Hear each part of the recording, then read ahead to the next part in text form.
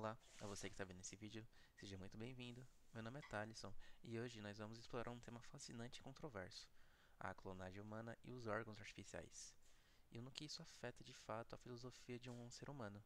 E mais do que entender esse avanço técnico, nós queremos refletir sobre o que significa ser uma pessoa. A clonagem, por exemplo, ela pode copiar um corpo, mas será que ela copia também a identidade, a consciência, a dignidade? E com isso nós vamos abordar essas questões analisando os impactos éticos, legais e filosóficos como a nova fronteira da ciência em si.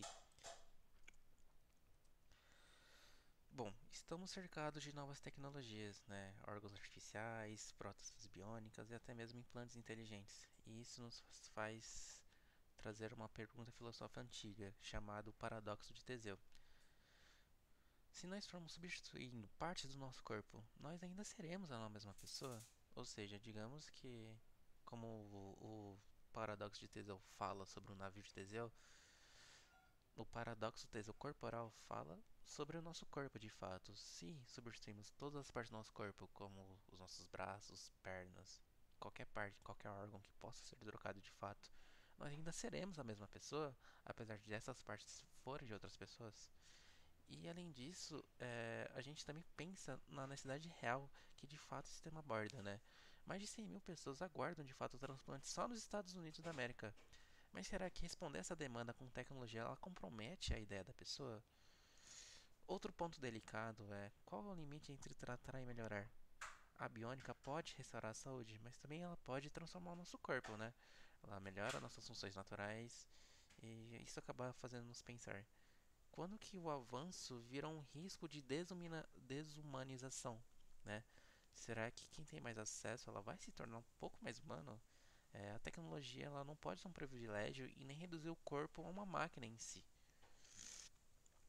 Mas só para talvez entender um pouco mais do tema, o que de fato é a clonagem, né? A clonagem ela é um processo de criar uma cópia genética de um organismo, normalmente a partir da transferência de um núcleo celular, né?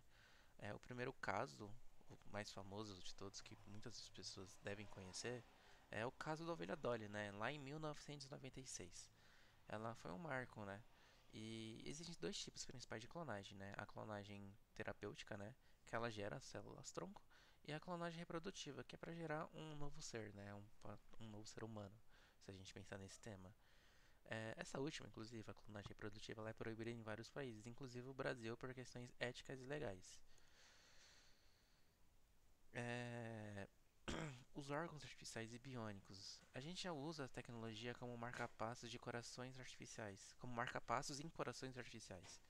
Esse mercado ele movimenta bilhões e bilhões de reais e está em rápida expansão pela escassez de doadores. Mas isso traz alguns dilemas pra gente, né? Quem terá acesso? Substituir o nosso corpo com tecnologia, ela compromete de fato a identidade da pessoa? Estamos tratando ou fabricando pessoas? É uma coisa pesada de a gente parar pra pensar, não é uma coisa tão simples assim, né? E na filosofia clássica, a pessoa ela é vista como uma unidade entre o corpo dela e o espírito. É a junção dos dois. O corpo é a expressão do ser, né? O espírito é a sede da consciência da liberdade. Se clonarmos o corpo, estamos clonando também a pessoa ou somente uma parte dela? O clone, por ter uma forma humana, ela possui dignidade própria. Ela não pode ser usada por um fim, e nem como um banco de órgãos, nem como um experimento em si, né?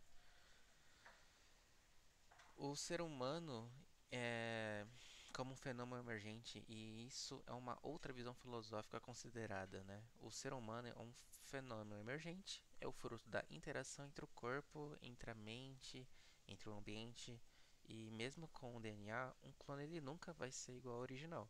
A sua identidade ela será única, construída pela experiência da cultura e relações. Mas com isso a gente chega à conclusão que, né, que de fato ele nunca vai ser original.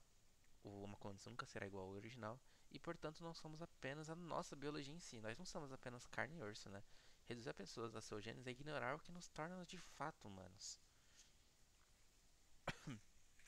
Todos nós, como pessoas, carregamos uma experiência interior única, buscando sentido, justiça, beleza, amor. Essa busca ela não pode nem ser clonada. E mesmo com a estrutura física, cada pessoa terá sua jornada interior, o seu eu intransferível em si.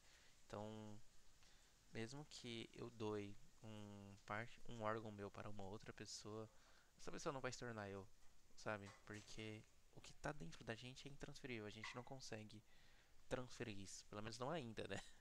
E a clonagem ela não pode reproduzir essa dimensão interior, porque ela é construída, né, não programada. Não é uma coisa que a gente consegue de fato. E só que a gente entra numa barreira ética, né? Diante disso tudo, a gente pode pensar de fato se a clonagem humana ela viola a dignidade da pessoa em si, que nunca pode ser um meio para um fim, né? E ao risco da desigualdade no acesso à tecnologia ser um problema nisso, por exemplo, hoje no Brasil, né, repetindo, a clonagem reprodutiva é proibida por lei. Além disso, tem os riscos à saúde física e emocional que um clone ainda são grandes, né? A ciência ela precisa de limites claros quando se trata da vida humana.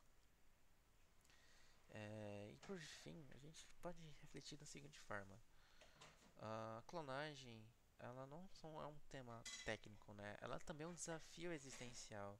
Ela força a gente a pensar o que realmente nos torna uma pessoa. E, pelo menos, a minha conclusão é que isso vai além do genes, né? E também no ponto ético, a pessoa está dentro da liberdade, na consciência dela, né? A experiência, a dignidade, tudo isso constrói a pessoa em si. Por isso, o progresso científico ele deve ser sim guiado, né?